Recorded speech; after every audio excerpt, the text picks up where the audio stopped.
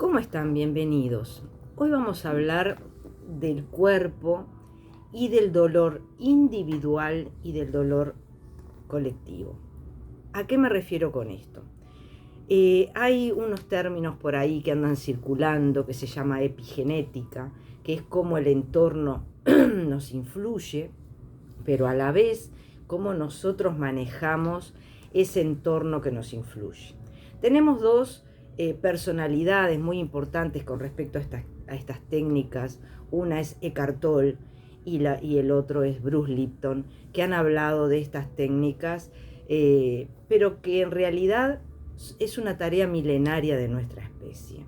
Nosotros tenemos una parte del cerebro que nos induce a salir corriendo, a defendernos, a manejarnos, y eso quedó en ese cerebro primitivo y de pronto se gatilla o se activa cuando el entorno nos es hostil o no podemos manejar el estrés.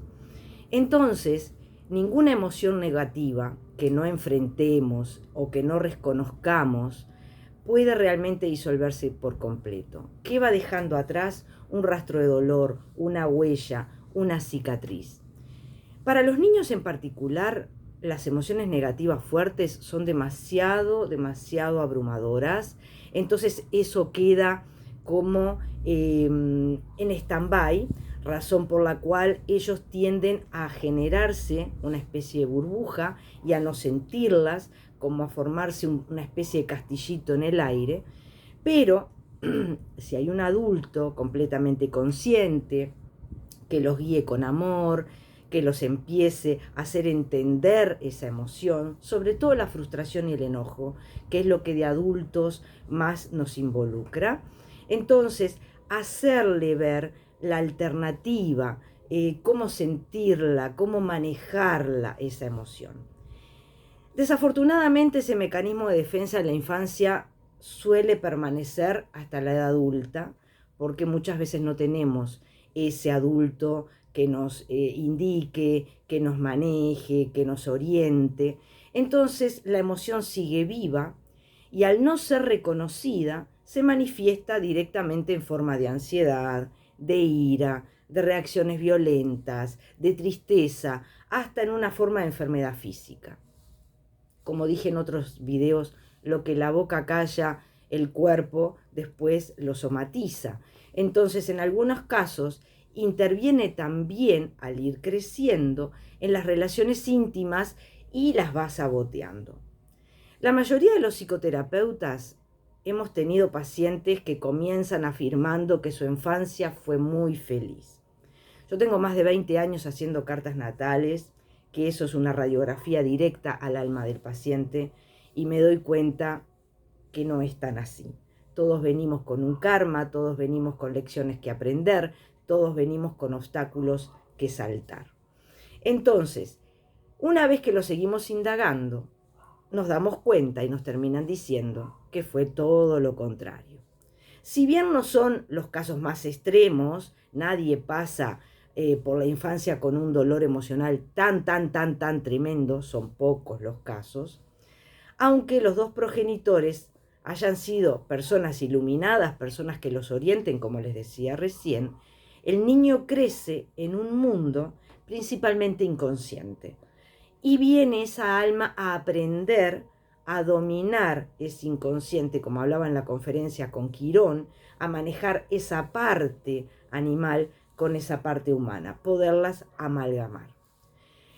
Entonces, todos los vestigios de dolor que dejan esas emociones negativas fuertes y que no se enfrentan y que se aceptan luego para dejarse atrás, terminan usándose y uniéndose para formar un campo de energía que reside después en nuestras células.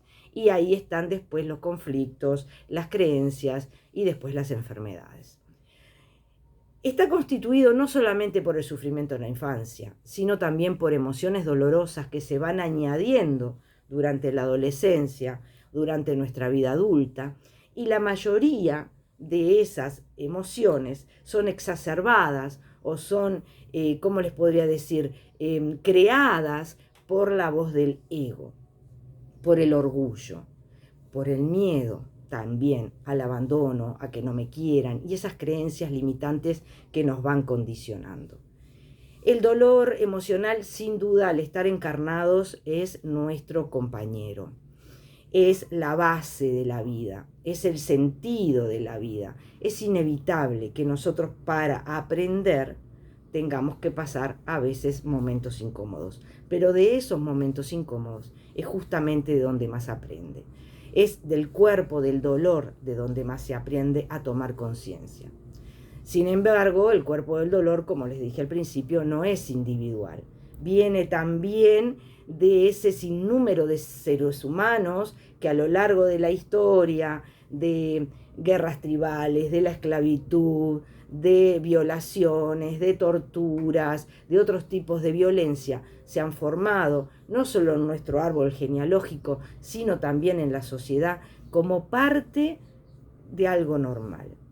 Entonces ese sufrimiento permanece vivo en la psique colectiva de la humanidad y se acrecenta día tras día, como podemos comprobarlo viendo los noticieros, observando el drama de las relaciones humanas, los femicidios, los homicidios. Bueno, todo ese cuerpo colectivo de dolor seguramente está codificando nuestro ADN en todos los seres humanos, aunque todavía no se haya podido demostrar. Y creemos que eso es lo normal.